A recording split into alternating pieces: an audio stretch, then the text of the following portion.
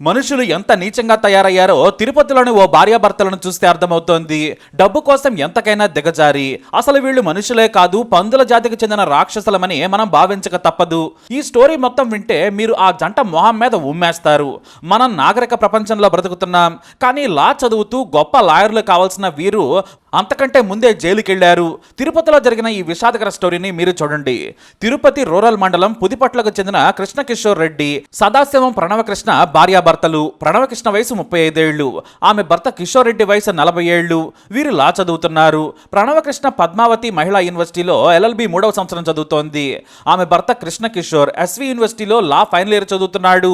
అయితే ప్రణవకృష్ణకు కర్నూలు జిల్లా కల్లూరు మండలానికి చెందిన ఓ విద్యార్థి క్లాస్లో పరిచయం అయింది. ఈమె కూడా LLB 3వ ఏడాది చదువుతోంది. సదరు యువతితో క్లోజ్ అయింది ఈ ప్రణవకృష్ణ. పైగా ఆ యువతి వయసు కేవలం 22 ఏళ్లు మాత్రమే. ఇక ప్రణవకృష్ణ నువ్వు నాకు ప్రాణ స్నేహితురాలు అంటూ దగ్గరైంది. ఇటు సదరు యువతి కూడా ప్రణవకృష్ణను బెస్ట్ ఫ్రెండ్ అనుకుంది. నువ్వు నాకు ప్రాణ స్నేహితురాలివి, నీలాంటి ఫ్రెండ్ దొరకడం నాకు అదృష్టమని ప్రణవకృష్ణ సినిమా డైలాగులు కొట్టింది. దీంతో నిజమని నమ్మింది ఆ సదరు యువతి. ఆ తర్వాత తన ఇంటికి తీసుకెళ్లి కృష్ణకిషోర్ రెడ్డిని పరిచయం చేసింది. తాను కూడా లా ఫైనల్ ఇయర్ చదువుతున్నాడని చెప్పింది. దీంతో వీరి మధ్య స్నేహం మరింత బలపడింది. కానీ ఈ ప్రణవకృష్ణకు ఆమె భర్త కృష్ణకిషోర్ రెడ్డికి ఓ వ్యసనం ఉంది. అదే సమాజానికి పట్టిన చీడపురుగైన గంజాయి. దాన్ని పీలుస్తూ ఉంటారు. వీరిద్దరూ ఇంట్లోకి వెళితే చాలు గంజాయి గుప్పమంటుంది. అది పీల్చి మజా చేసుకుని మత్తులో తూగుతూ ఉంటారు. ఇది వారికి పూర్తిగా వ్యసనంగా మారింది. అయితే తమ ఇంటికి వచ్చే యువతికి కూడా గంజాయిని సరదాగా పీల్చమంటూ అలవాటు చేశారు. ఆ తర్వాత ముగ్గురు కలిసి గంజాయి కొట్టేవారు. అయితే ఈ ప్రణవకృష్ణ కుట్ర వేరు, ఇక ఆమె భర్త ఆలోచనలు వేరు. ఎందుకంటే యుక్త వయసులో ఉన్న ఆ సదరు యువతి అందంపై కన్నేశాడు కృష్ణకిషోర్ రెడ్డి. దాదాపుగా తనకంటే 13 ఏళ్ల చిన్న వయసులో ఉన్న ఆ యువతిని అనుభవించాలి అనుకున్నాడు.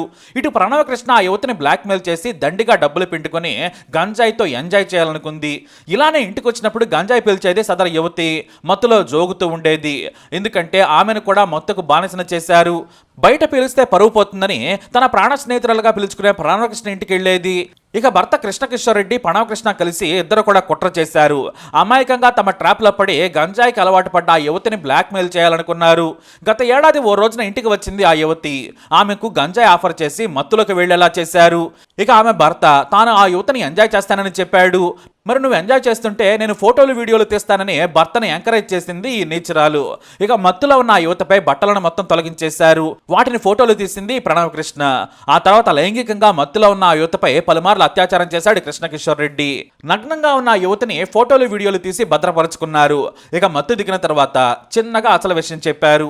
నువ్వు నగ్నంగా ఉన్న ఫోటోలు వీడియోలు చూడమని చూపించారు కూడా. ఇవి బయటకు వెళ్లకుండా ఉండాలంటే నువ్వు డబ్బులు, నీ దగ్గర ఉన్న నగలు ఇవ్వాలని బ్లాక్మెయిల్ చేశారు. దీంతో అప్పటికి కానీ అర్థం కాలేదు బ్లాక్మెయిల్ అని. పూర్తిగా మోసపోయాననుకున్న ఆ యువతి బంగారం ఇచ్చేసింది. ఆ తర్వాత డబ్బులు కూడా ఇచ్చింది, ఇస్తూనే ఉంది. వారితో అసలు స్నేహమే వదిలేసింది. కానీ వారి బ్లాక్మెయిల్ మాత్రం ఆగుతుందా? అస్సలు ఆగలేదు. వీరి దెబ్బకి ఆ యువతి మాత్రం డిప్రెషన్లోకి వెళ్ళిపోయింది. వీలైనప్పుడల్లా తన దగ్గర ఎంత డబ్బుంటే అంత డబ్బును లాక్కునేవారు. అయితే ఈ మధ్య ఆ యువతి తల్లిదండ్రులు ఓ యువకుడితో పెళ్లిని నిశ్చయించారు. వారికి ఎంగేజ్మెంట్ కూడా జరిగింది. ఇది తెలిసి మళ్ళీ తిరుపతికి వచ్చి బంగారం డబ్బు ఇవ్వాలని, లేదంటే నీకు కాబోయే భర్తకు ఫోటోలు పంపుతామని బెదిరించారు. చివరికి ఎంగేజ్మెంట్ రింగ్తో పాటు ఉంగరం డబ్బును కూడా లాక్కున్నారు. అయినా ఆ తర్వాత తమ దగ్గరున్న డబ్బులు ఖాళీ కాగానే మళ్ళీ తిరుపతిలో శారీరకంగా దాడి చేశారు. మెసేజ్లు పెట్టి వేధించడం మొదలు పెట్టారు. తన దగ్గర ఇక ఏవీ లేవని, తనని ఇలా బ్రతకనివ్వాలని వేడుకున్నా కూడా ఆ నీచులు వినలేదు. చదివేది లా కోర్సు, తమకు అక్కలో చెల్లెళ్ళు ఉన్నారు. అయినా కూడా ఈ నీచులు కనికరించలేదు. చేసింది పెద్ద నేరం. చట్టం తెలిసినా కూడా నీచాతి నీచంగా వ్యవహరించారు. ఇక తాను డబ్బులు ఇవ్వలేనని, తనకు చావే మార్గమని భావించింది. ఇక తాము చెప్పినట్లు వినకపోతే ఊరుకోమని మరింత తెగించారు. ఎంతలా అంటే యువతి నగ్నంగా ఉన్న ఫోటోలను ఆమె సోదరుడికి, కాబోయే భర్తకు పంపించారు. కానీ వారు ఈ విషయాన్ని బయట పెట్టలేదు. అయితే సదరు యువతకు చెప్పి బ్లాక్మెయిల్ చేసి డబ్బులు కావాలని డిమాండ్ చేశారు. లేదంటే సోషల్ మీడియాలో పెడతామని హెచ్చరించారు. ఇక ఎవరికి చెప్పుకోలేక చనిపోదామనుకుంది ఆ యువతి. ఇంటి నుండి బయలుదేరి తిరుపతి యూనివర్సిటీకి వచ్చింది. ఇంతలో యువతి తల్లి జూలై 23న యూనివర్సిటీకి వచ్చింది. అప్పటికే కొద్ది రోజుల్లో నేను చనిపోతాను అని పూర్తి డిప్రెషన్లోకి వెళ్ళిపోయింది. మరి అదృష్టమో దురదృష్టమో జూలై 23న తల్లి రాగానే ఆ తల్లిని చూసి బోరున విలపించింది. బిడ్డ బాధను చూసి కంగారు పడ్డ తల్లి ఏమైందో చెప్పాలని నీకు నేనున్నానని బ్రతిమలాడింది. దీంతో జరిగిన విషయం మొత్తం చెప్పింది ఆ యువతి. అంతే, ఒక్కసారిగా ఆ తల్లి భయభ్రాంతులకు గురైంది. కానీ వెంటనే వెంటనే తేరుకుంది. ధైర్యం తెచ్చుకుని కూతురుకు కూడా ధైర్యాన్ని ఇచ్చింది. పిచ్చిదానా, నువ్వేం తప్పు చేయలేదు, నేరం చేసింది వాళ్ళు, భయపడాల్సిన పనే లేదు, మనకి పోలీసులు ఉన్నారు కదా, ఆ నీచులను వదిలిపెట్టద్దని తిరుపతి రూరల్ పోలీస్ స్టేషన్ లో తల్లితో వచ్చి పోలీసులకు ఫిర్యాదు చేసింది.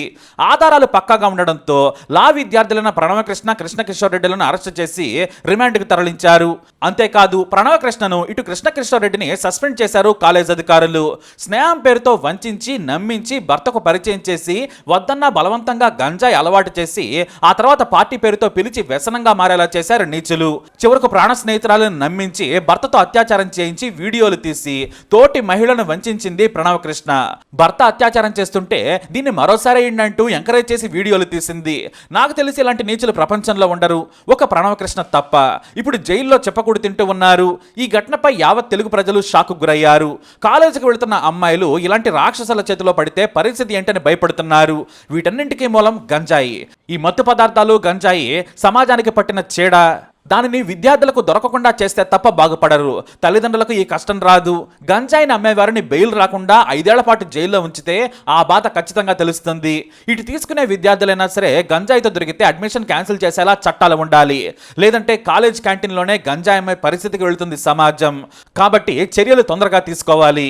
మరి వీరిద్దరిని ఏం చేయాలి? మీ అభిప్రాయాన్ని ఖచ్చితంగా కమెంట్ ద్వారా తెలియజేయండి. ఈ వీడియో అప్డేట్స్ కోసం మై ఛానల్ ఫాలో అవ్వండి. అలాగే తప్పకుండా సబ్స్క్రైబ్ చేసుకోండి.